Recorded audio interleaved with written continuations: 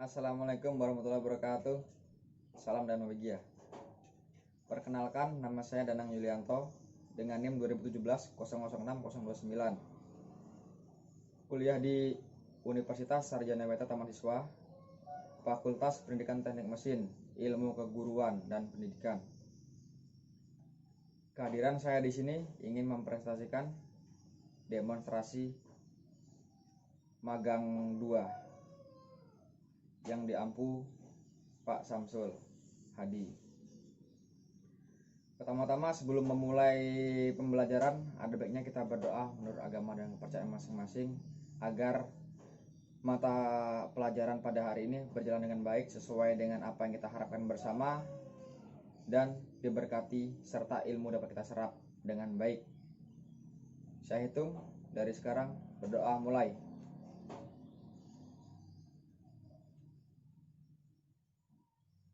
Selesai.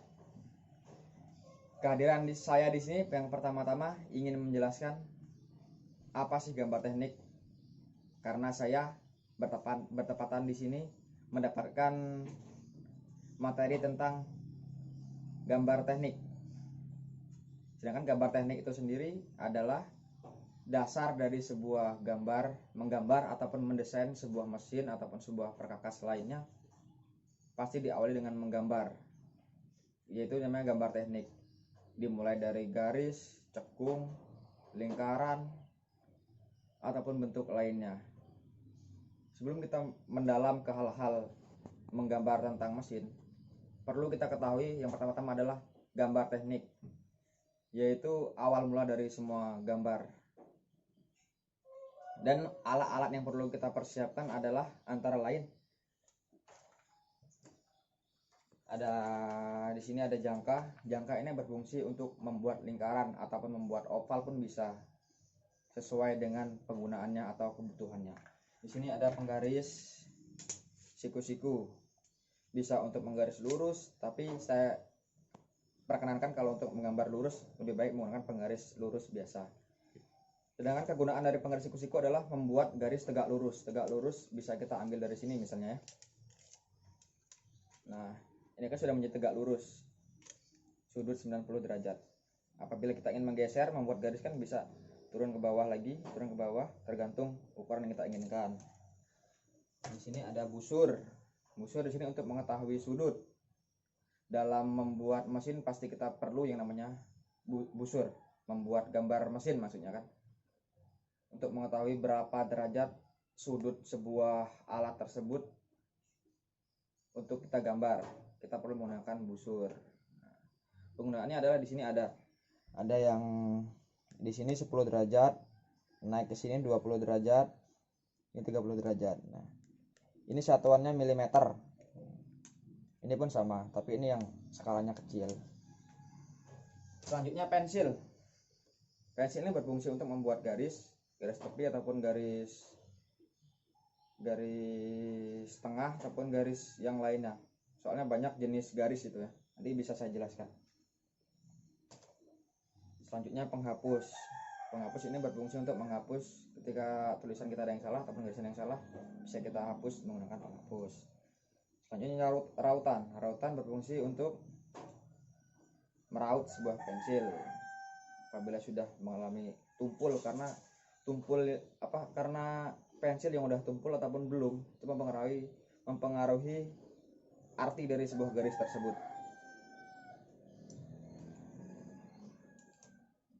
Mungkin untuk peralatan sekian ya. Mohon maaf apabila di sini terjadi kesalahan, karena di mata pelajaran yang 2 kali 45 menit harus kita selesaikan dalam waktu 15 menit. Itu hal yang sangat benar-benar harus kita manfaatkan, karena waktu sesingkat-singkatnya harus kita selesaikan dalam waktu yang cepat dan memenuhi standar yang lainnya. Harus memenuhi syarat dalam mata pelajaran gambar teknik. Yang pertama ada garis tebal. Garis tebal bisa kita gunakan untuk garis tepi dalam sebuah buku gambar ataupun lainnya. Selanjutnya kita kadang menggunakan garis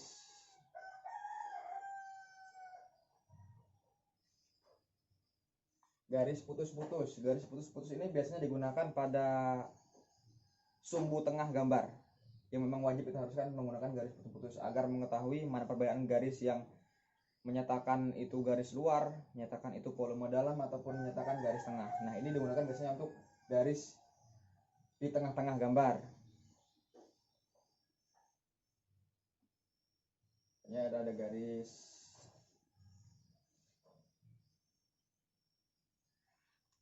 putus-putus. Garis putus-putus ini biasanya untuk menyatakan diameter, untuk menyatakan gambar yang ketutupan dengan benda di depannya. Contohnya misalnya kan kita bikin lubang, bikin gambar lubang, terus ke bawah.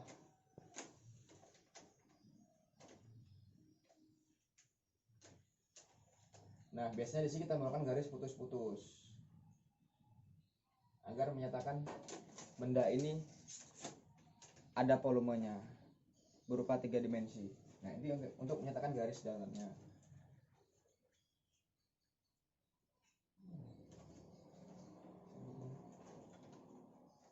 Serta garis yang untuk menyatakan ukuran. Garis untuk ukuran, garisnya berbeda dengan garis yang di atas. Mungkin yang di atas agak tebal. Kalau untuk garis yang menyatakan ukuran, dia agak tipis. Nah, berbeda. Yang ini menyatakan bentuk bendanya untuk garis luarnya, sedangkan yang ini untuk menyatakan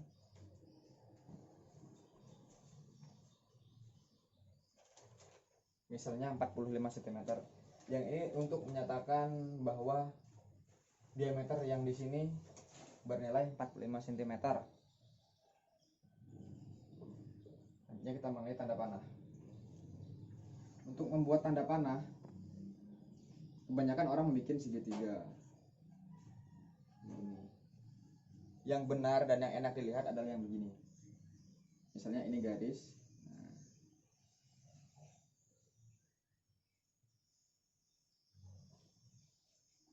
Nah, mungkin ini lebih dipandang tuh lebih rapi gambar kita.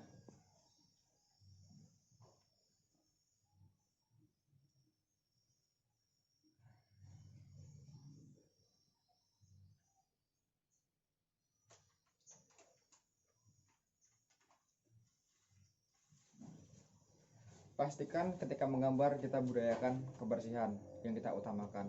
Selanjutnya kerapian dalam menggambar. Karena menggambar dalam gambar teknik sangatlah dinilai, yaitu kebersihan ataupun kerapian sebuah gambar.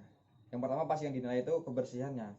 Ketika gambar itu sudah kotor, orang yang melihat pun pasti enggan ataupun kurang menarik lah gambar itu. Mungkin tidak dipertimbangkan sama guru-guru ataupun dosen kan ketika gambar itu kotor. Selanjutnya itu kerapian, karena kerapian itu sangat menentukan gambar itu.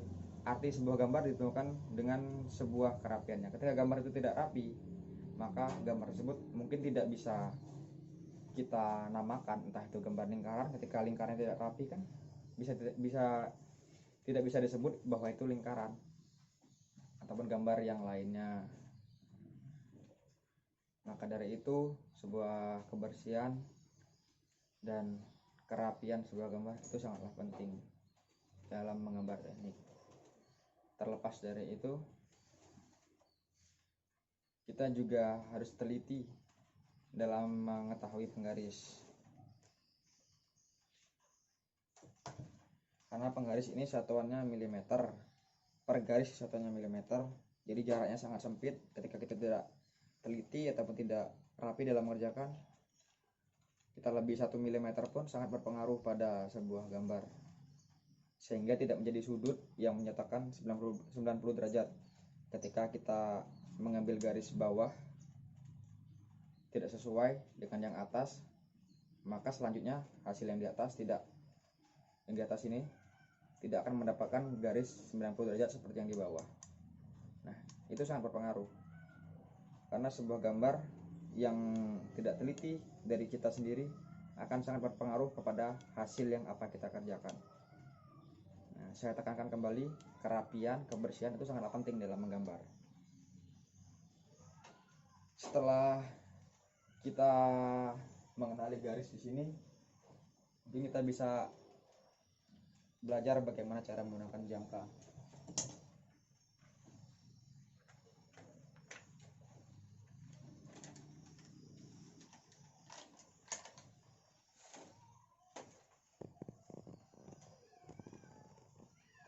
Cara menggunakan jangka yang benar adalah seperti ini, di mana jarum untuk tumpuan dengan ujung pensil rata, jadi hasilnya dan prosesnya pun lebih enak. Contohkan.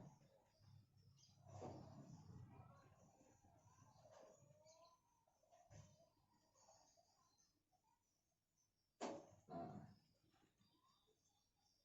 ketika kita tidak menggunakannya rata, mungkin kita pun agak kesulitan ya, kayak gini.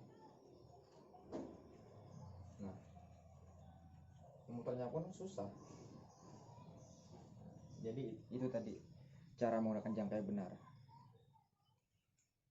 Kita pastikan dua sisi ujungnya sejajar. Ujung jarum dengan ujung pensil harus sejajar.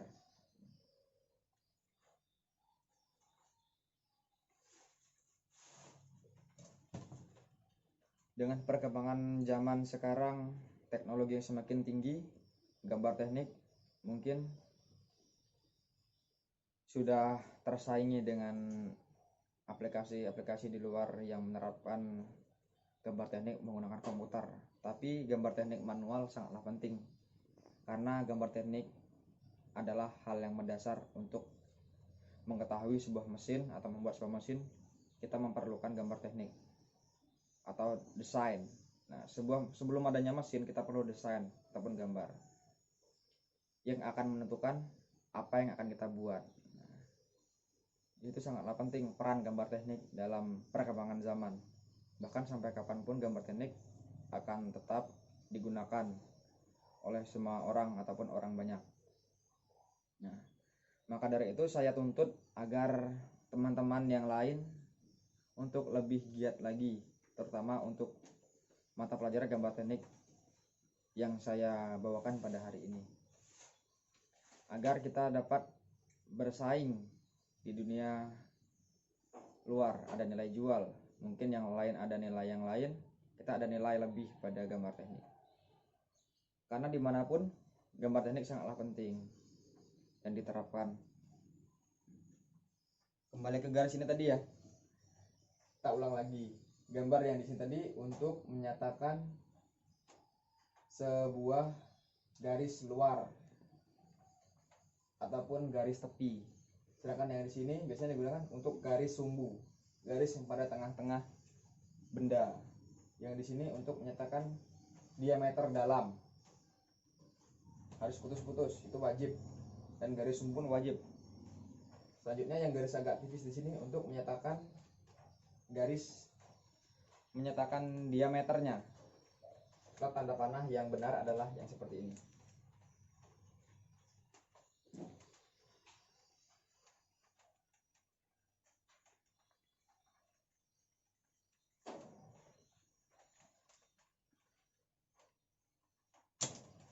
Mungkin sekian penjelasan dari saya.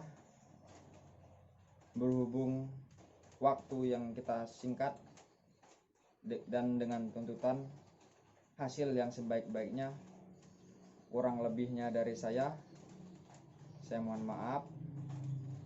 Apabila ada pertanyaan mungkin bisa ditanyakan.